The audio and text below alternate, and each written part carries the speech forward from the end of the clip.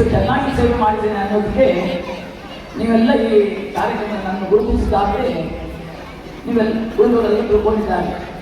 ಏನೇ ಇರಲಿ 1994ರಲ್ಲಿ ಸೇವೆಗೆ ಸೇರಿ ಹಲವಾರು ಶಾಲೆಗಳಲ್ಲಿ ಸಹಶಿಕ್ಷಕನಾಗಿ ಕರ್ತವ್ಯ ನಿರ್ವಹಿಸಿ ಪ್ರಾಮಾಣಿಕವಾಗಿ ನಿಷ್ಠೆಯಿಂದ ಕೆಲಸ ನಿರ್ವಹಿಸಿ ಕ್ಷೇತ್ರ ಸಮನ್ವಯ ಕಚೇರಿಯಲ್ಲಿ ಕ್ಷೇತ್ರ ಸಂಪನ್ಮೂಲ ವ್ಯಕ್ತಿಯಾಗಿ ಕರ್ತವ್ಯ ನಿರ್ವಹಿಸಿ ನಿಮಗೆ ನನ್ನ ಪ್ರಪ್ರಥಮ ವಂದನೆ ಸಲ್ಲಿಸ್ತಾ ಏನು ಮಾತಾಡಬೇಕು ಅಂತ ನನಗೆ ಗೊತ್ತಾಗ್ತಾ ಇಲ್ಲ.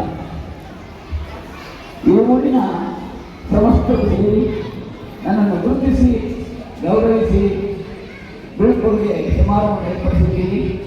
ನಿಮ್ಮ ಈ ಕಾರ್ಯಕ್ಕೆ ನನ್ನ ಕುಟುಂಬದ ಪರವಾಗಿ ನನ್ನ ವೈದ್ಯರಲ್ಲಿ ಇನ್ನೊಮ್ಮೆ ಮತ್ತೊಮ್ಮೆ ಅಭಾರಿಯಾಗಿ ಅಭಿನಂದಿಸ್ತಾ ಆದ್ಮೇಲೆ ಮನಸ್ಸು ಮಾಡಿದರೆ ಏನನ್ನು ಮಾಡ್ಬೋದು ಅನ್ನೋದು ಎಲ್ಲರಿಗೂ ಗೊತ್ತಿದೆ.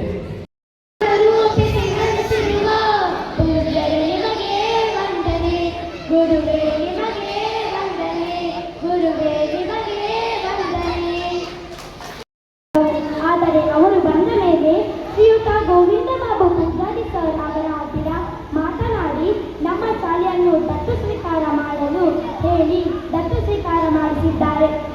ಈಗ ನಮ್ಮ ಶಾಲೆಯಲ್ಲಿ ಇಂಗ್ಲಿಷ್ ಮೀಡಿಯಂಗೆ ಬೇಕಾದ ಎಲ್ಲ ತರಹದ ಸೌಲಭ್ಯಗಳಿವೆ.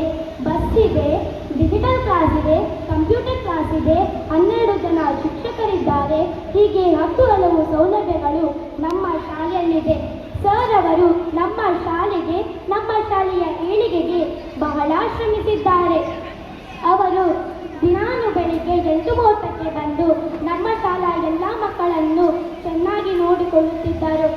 ಹೇಳಲು ಬಯಸುತ್ತಿದ್ದೇನೆ, ಮಂಜುನಾಥ್ ಸರ್ ಅವರು ನಮ್ಮ ಶಾಲೆಗೆ ಆಗಮಿಸುವಾಗ ನಾನು 3ನೇ ತರಗತಿಯಲ್ಲಿ ವಿದ್ಯಾಭ್ಯಾಸ ಮಾಡುತ್ತಿದ್ದೆ. ಅವರು ಬರುವ ಮುಂಚೆ ನಮ್ಮ ಶಾಲೆಯಲ್ಲಿ ಬರೀ